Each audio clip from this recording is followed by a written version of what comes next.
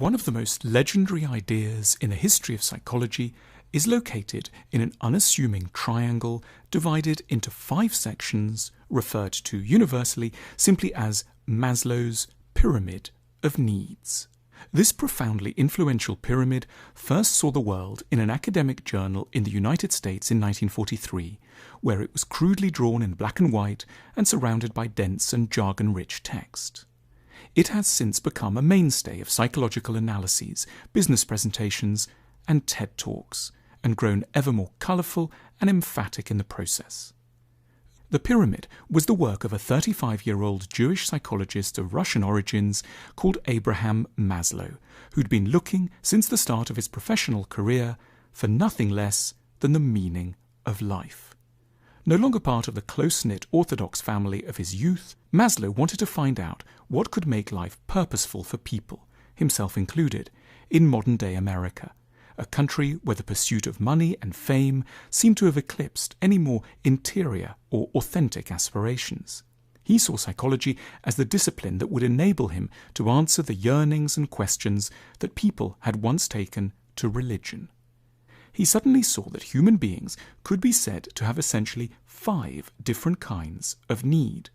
On the one hand, the psychological, or what one could term, without any mysticism being meant by the word, the spiritual, and on the other, the material.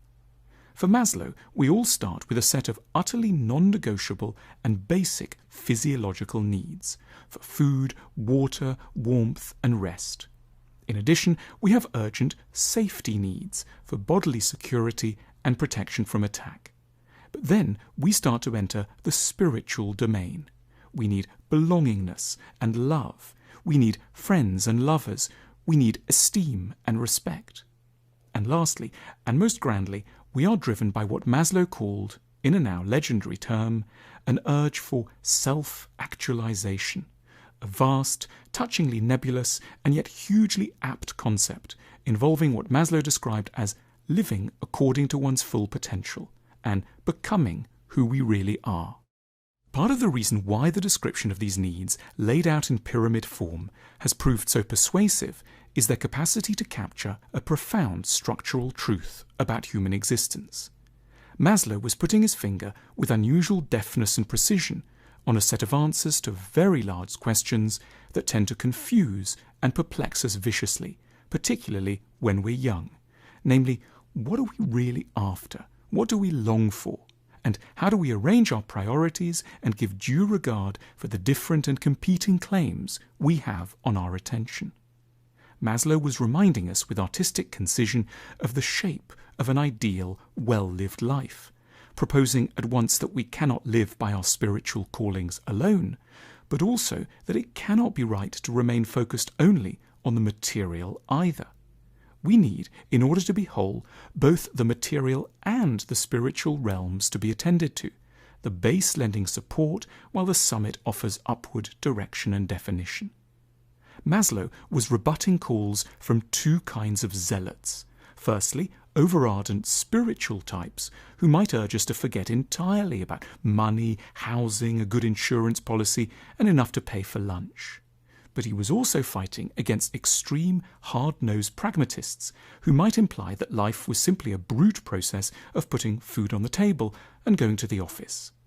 Both camps had, for Maslow, misunderstood the complexity of the human animal.